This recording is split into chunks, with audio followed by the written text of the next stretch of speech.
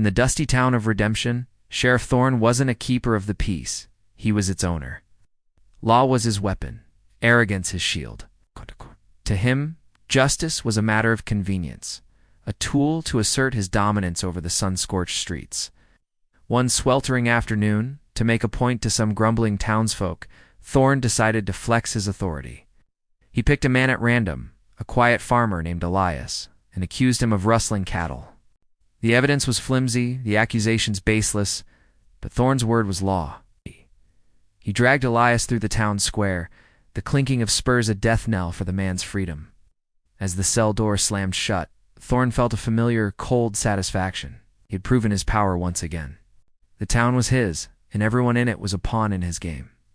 He ignored the whispers, the fearful glances. He was the sheriff, and his will was absolute. Thought nothing of the man rotting in his cell, just another face in a long line of those who had learned not to cross him. The next morning, Thorne strode through the market, expecting the usual mix of fear and forced respect. Instead, his eyes fell on a small figure huddled by the dry town fountain. It was a boy no older than 10, his face smudged with dirt and tears. Thorne recognized him instantly as his son. The boy's eyes, when they met the sheriff's, were not filled with the fear Thorne was used to. They burned with a pure, unadulterated hatred that struck the sheriff with an unfamiliar force. The boy, whose name was Leo, was now alone. With his father in jail and his mother long gone, he was a ghost haunting the edges of the town he once called home. Thorne tried to dismiss him, to walk away, but the image of the boy's defiant, hate-filled stare followed him. Leo had nowhere to go, no one to turn to. He was a direct consequence of Thorne's casual cruelty. A living, breathing testament to the family he had shattered for the sake of his own ego. The townspeople, too afraid to defy the sheriff, offered the boy little more than scraps and pity. Leo was an outcast, and Thorne was the architect of his desolation. Days turned into a week. Thorne found himself watching the boy from the window of his office. He saw the predators of the town begin to circle. A pair of drifters tried to corner Leo in an alley, hoping to take the few coins he'd earned sweeping floors. Before he even knew what he was doing, Thorne was outside, his voice like a whip crack, sending the cowards scurrying. He tossed a coin to Leo, gruffly telling him to buy a real meal. The boy snatched it, but said nothing, his glare never wavering. Another time, Thorne saw the saloon owner about to kick Leo out into the cold night. Thorne stepped in, paying for a room for the boy at the inn, warning the owner to leave him be. Each act of protection was a stone in his gut. This wasn't charity.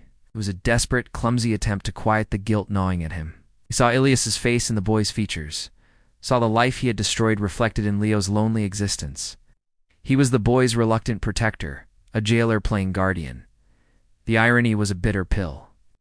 He had created this orphan, and now he was the only thing standing between him and a world that would chew him up and spit him out. Thorne's preoccupation with the boy did not go unnoticed.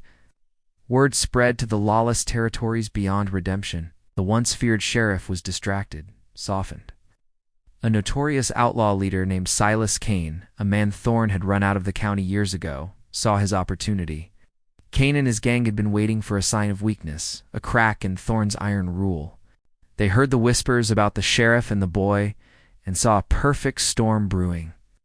Kane didn't just want to raid the town. He wanted to humiliate Thorne, to break him completely. The boy, Leo, was the key. He was the sheriff's visible weakness, a target that would wound him deeper than any bullet. As Kane's gang rode towards Redemption, their intentions were clear: burn the town, rob the bank, and take the boy. For them, Leo wasn't a child. He was leverage. The conflict was no longer just about Thorne's guilt. An external threat was bearing down on them all, and at its center was the innocent boy the sheriff had sworn to protect. Thorne had to face a battle on two fronts, one against the outlaws at his door, and another against the demons within himself. This was no longer about power, it was about redemption. The attack came at dawn. Gunfire erupted, shattering the morning calm. Kane's men were ruthless, setting fire to buildings and terrorizing the citizens. Thorne, a changed man, fought with a ferocity born not of arrogance, but of desperation. He wasn't just defending a town. He was defending Leo, He found the boy hiding in the stables, cornered by two of Kane's men. Thorn dispatched them with cold efficiency, then pushed Leo behind him. Just then, Silas Kane himself appeared, a cruel smile on his face. He gestured towards Leo. "Heard you've gone soft, Thorn, playing house?" The challenge was laid. The town square became their arena. It was a brutal, desperate duel. Kane was fast and vicious, but Thorn fought with the weight of his sins driving him. They exchanged blows, gunfire echoing off the silent buildings. Thorn took a bullet to the shoulder, the pain searing, but his focus never left his opponent. He saw Leo watching, his small face a mask of terror. In that moment, Thorn knew he couldn't fail. He wouldn't let his past mistakes condemn this boy to further tragedy. With a final, desperate lunge, he disarmed Kane. The fight was over.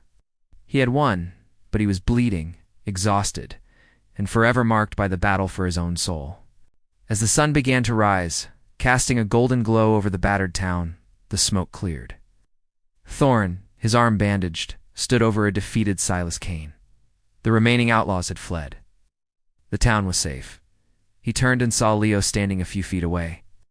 The hatred in the boy's eyes was gone, replaced by something new, something fragile, understanding, perhaps. Gratitude, even.